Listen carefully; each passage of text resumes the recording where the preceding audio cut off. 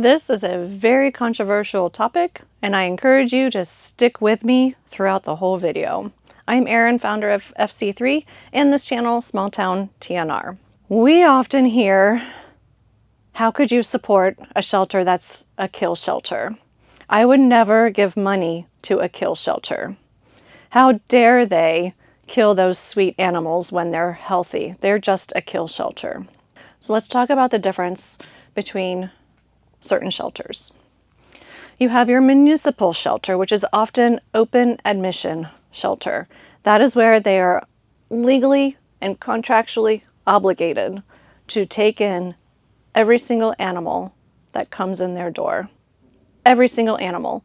The injured animal, the healthy animal, the stray, the dog, the cat, the bunny, the turtle, whatever it is. If they are an open admission, most often municipal shelters with a contract with the government, they are required, legally obligated to take in every single animal. They will run out of space because they are required to take in every single animal.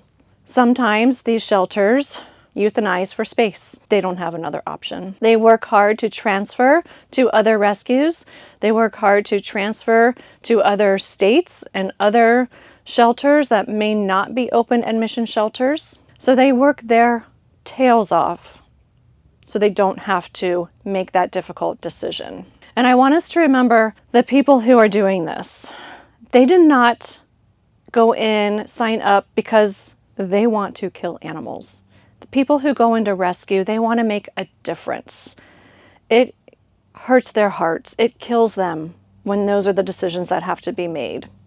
So I want you to remember the people that are at these shelters. They don't deserve to be yelled at. They don't deserve to be threatened. They don't deserve to be called names. Nobody walks in to work wanting to kill animals when you're a shelter employee. So that's your municipal shelter. You also have your limited admission shelters, and these are the shelters that are most often independently funded. They operate on donations and grants and community support, public support, foundation support. So they can decide who they take in. They can decide if they're going to take in that cat that you brought in. They can decide if they're going to do owner surrenders.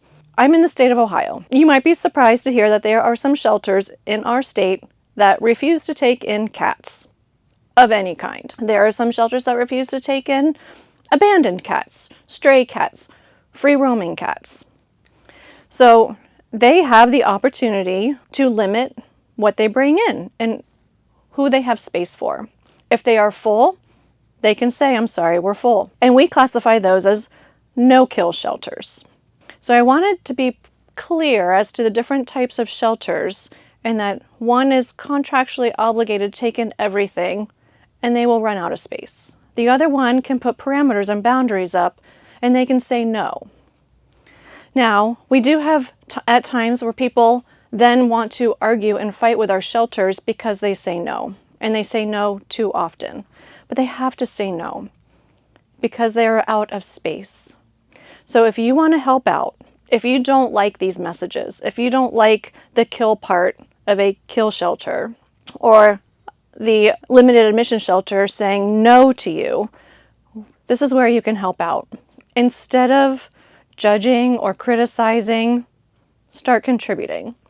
Help them out. This is where we need more community help and more people willing to help us out and be volunteers. We need people to foster. Sign up to foster. When you foster, you open up more space. You allow them to say, yes, we can take that cat. Yes, we can take that animal. Yes, we can take that surrender. Yes, we can take that pet. You can help out. You can foster. You can get involved with TNR. When you get involved with TNR, you are preventing people from finding those itty-bitty neonatal kittens whose mama just got hit by a car and they have nowhere to go. So you take them to the shelter. If they go to the shelter that is obligated and required to take in every animal, the chances of them surviving slim to none because they don't have the resources for neonatal bottle feeders. So you can be the person to help out. Get involved with TNR. TNR gets to the root of the problem. When we focus on fixing those outdoor community cats, we will have less calls to the shelter, less kittens being born, and less suffering outside. We'll have controlled colonies.